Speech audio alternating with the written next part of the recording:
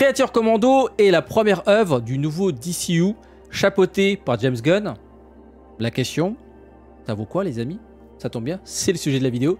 Bonjour la team, j'espère que vous allez bien aujourd'hui les amis. Je vais vous donner mon avis, entre guillemets partiel, sur Creature Commando parce que la série est en cours de diffusion. Actuellement, il n'y a que 4 épisodes de disponibles. Mais voilà, je vais baser mon premier avis sur ces 4 premiers épisodes et je ferai un bilan calmement à la fin lorsque tous les épisodes seront disponibles. Il est prévu 7 épisodes pour cette première saison alors que la première saison n'a toujours pas été clôturée. Une deuxième saison a été déjà annoncée. Alors, est-ce que la série est un franc succès selon les critiques en ligne? Globalement, c'est positif, clairement, faut être honnête. Maintenant, la question c'est, est-ce que c'est intéressant? Est-ce que ça mérite d'être vu? Alors, petit rappel du contexte. Creature Commando est la première œuvre produite sous l'ère James Gunn pour ce nouveau DCU. Mais c'est pas la première œuvre, comment dire, canon à ce nouveau DCU. Alors c'est vrai que c'est un peu alambiqué parce que il y a des œuvres qui ont été faites avant l'arrivée de James Gunn au pouvoir de ce nouveau DCU, notamment Peacemaker qui a été donc produit avant que James Gunn reprenne la main sur le DCU, fait partie donc de ce nouvel univers parce qu'en fait dans Creature Commando il y a des références à Peacemaker et aussi à The Suicide Squad. Comme par hasard, ça a été écrit et réalisé par James Gunn, qui fait également partie de ce nouvel univers. Et si je dis pas de bêtises, Blue Beetle également fait partie donc de ce nouveau DCU. Alors oui, c'est vrai que ça fait un peu bizarre d'avoir des œuvres qui ont été produites durant l'ère Snyder et qui ont été décidées unilatéralement par James Gunn pour faire partie du prochain univers, enfin du nouveau, donc le nouveau DCU. Voilà. Est-ce que des gens verront, comment dire, le fait que les œuvres qui ont été sélectionnées pour faire partie du nouveau DCU sont comme par hasard soit réalisées par lui, Peacemaker et The Suicide Squad a été écrit et réalisé par James Gunn, soit ça a été réalisé par des potes à lui. Donc le réalisateur de Blue Beetle apparemment va travailler sur un autre film du DCU. Enfin bref, je ferme la parenthèse. Bon, alors ça vaut quoi Creature Commando? Donc selon les premières critiques en ligne, c'est pas trop mal. Voilà. On a mon avis là-dessus. Ça se regarde. Mais voilà. Est-ce que ça mérite d'être vu? Pour l'instant, en tout cas sur les 4 premiers épisodes, encore une fois, je me base sur les 4 premiers épisodes, c'est un petit peu OSEF sur 20. Voilà. C'est sympa, ça se regarde. Ça aurait pu être mieux. C'est juste qu'en fait, j'ai l'impression qu'on me sert la même soupe. Alors, le pitch.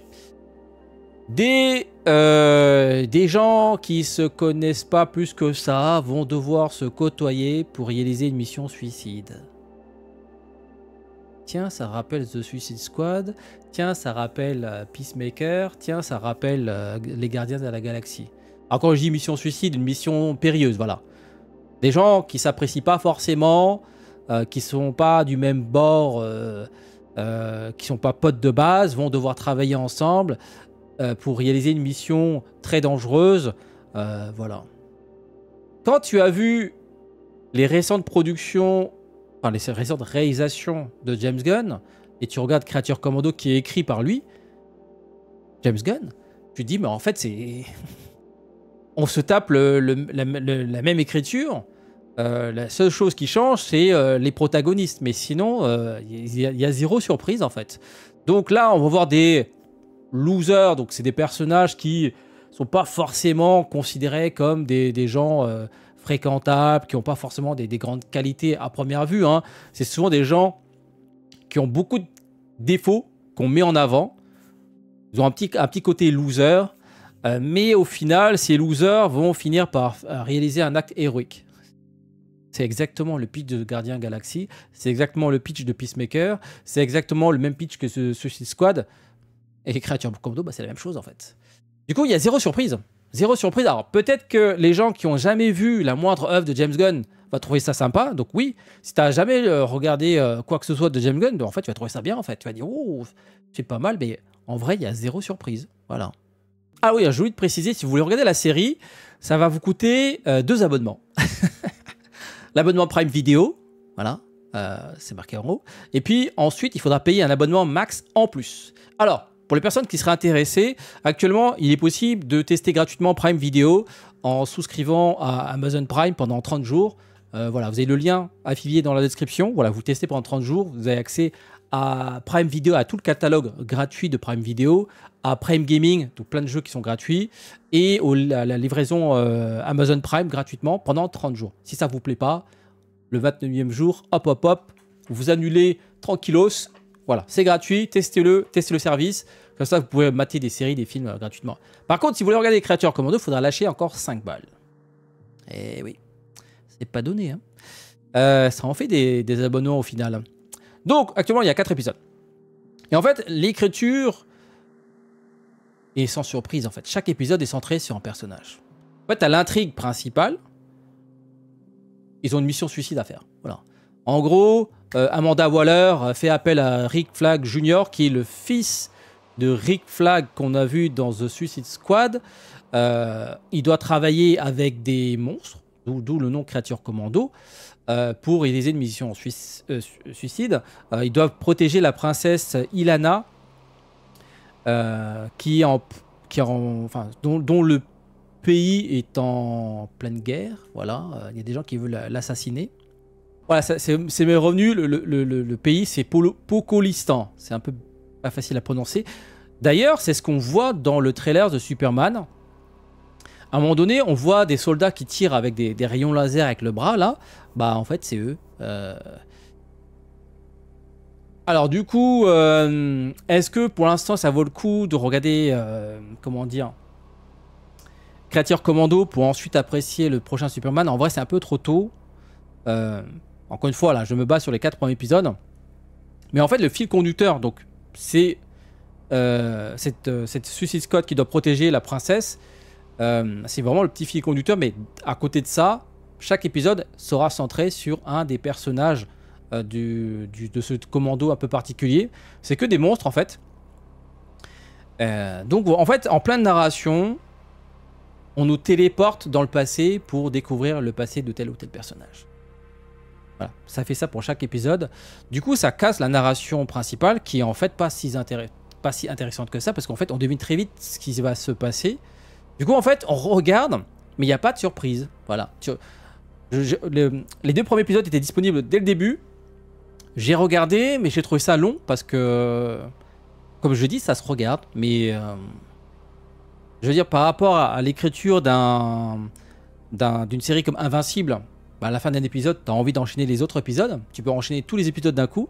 Là, Creature Commando, t'en as vu un, t'en as vu 2, tu dis bon. Le 3e épisode est sorti, je l'ai pas vu tout de suite.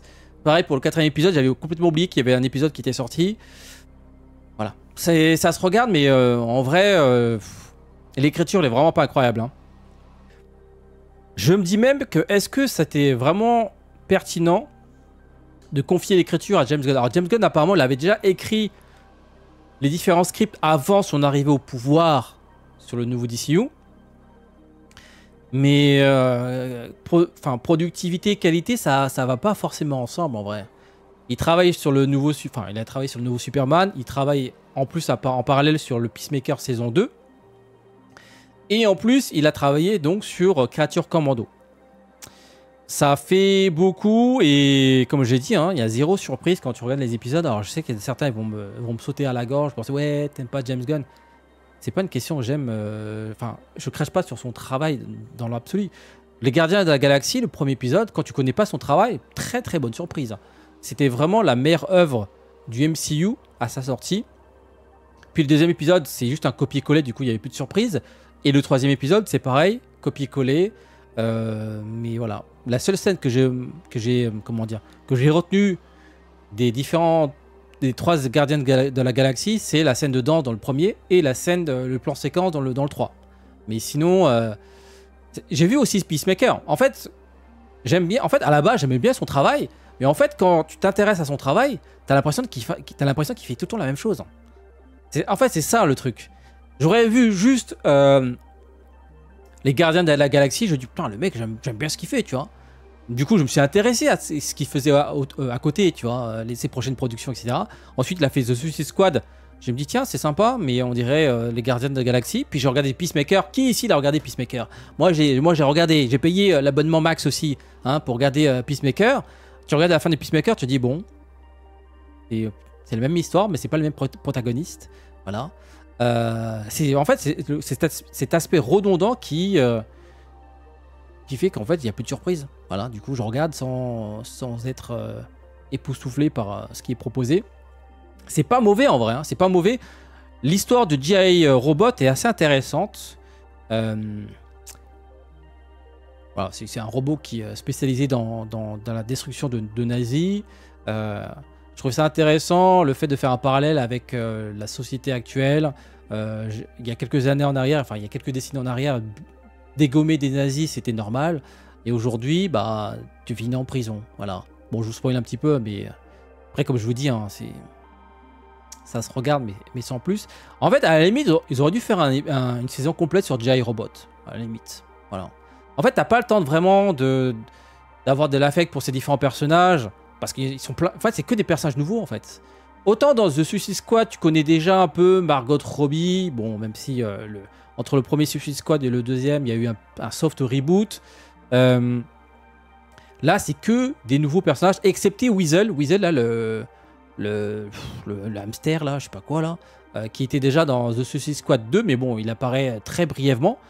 Mais sinon, tous les autres, c'est des nouveaux personnages. Et du coup, en fait, leur introduction se fait dans chaque épisode le temps d'un flashback. Voilà. Alors, l'épisode 4 est assez intéressant. C'est le seul qui, on va dire, c'est le seul que j'ai apprécié en vrai pour l'instant. Surprenant, même si, encore une fois, l'intrigue est tellement... comment dire? En fait, on devine ce qui va se passer, mais on ne sait pas concrètement à quoi ressemble la menace. En fait, on sait qui est la menace, en fait, mais on ne sait pas concrètement de quel niveau de menace il s'agit. Donc là, à partir de maintenant, je vais vous spoiler l'épisode 4. Donc si vous n'avez pas vu Creature Commando, ou si vous êtes en train de le mater, bah, quittez la vidéo maintenant. Pour les personnes qui veulent quand même savoir ce que je vais dire, vous pouvez rester et je vais vous spoiler l'épisode 4 qui est assez intéressant, mais pas forcément par rapport à Creature Commando. Voilà, c'est plutôt intéressant par rapport au lore de ce nouveau DCU. Donc voilà, avant de partir les amis, n'hésitez pas à mettre un petit pouce bleu, n'hésitez pas à vous abonner, c'est gratuit, ça mange pas de pain, et n'hésitez pas également à me suivre sur mes autres réseaux sociaux, vous avez tous les liens dans la description. Alors, l'épisode 4. Pourquoi je trouvais ça intéressant? Pourquoi j'ai aimé cet épisode 4? Parce qu'il y avait un petit arrière-goût de Zack Snyder. Oui, bah oui, et oui. Parce que pour l'instant, c'est un peu gentillé, même si c'est un peu gore, c'est un peu visuellement un peu violent. Hein, Creature Commando, il y a des bras découpés, des boyaux, voilà. Mais le fait de voir Superman mort dans un comment dire, flash forward, ça s'appelle comme ça, pas, une vision du futur, quoi. On voit le Superman de James Gunn mourir, bon, c'est lui, hein, regardez, il y a le cible par-dessus. Donc dans un futur, Superman il sera mort. Voilà, il sera mort. Alors, évidemment, on se pose la question, comment c'est possible qu'il se fasse dégommer? On aura peut-être des réponses dans les prochains épisodes. Mais voilà, ce petit côté, on vous montre un futur apocalyptique, bah, c'est exactement ce que nous avait proposé Zack Snyder. Et c'est pour ça que les gens ont aussi craché sur la vision de Zack Snyder, parce que ouais, c'était trop sombre. Et là, c'est quoi ça? Carrément, nos héros, c'est la première œuvre du DCU, hein, du nouveau DCU. On voit nos héros morts, en fait, empalés, déchiquetés comme des merdes, tu vois. Parce que là, on voit Superman, mais on voit les autres héros aussi.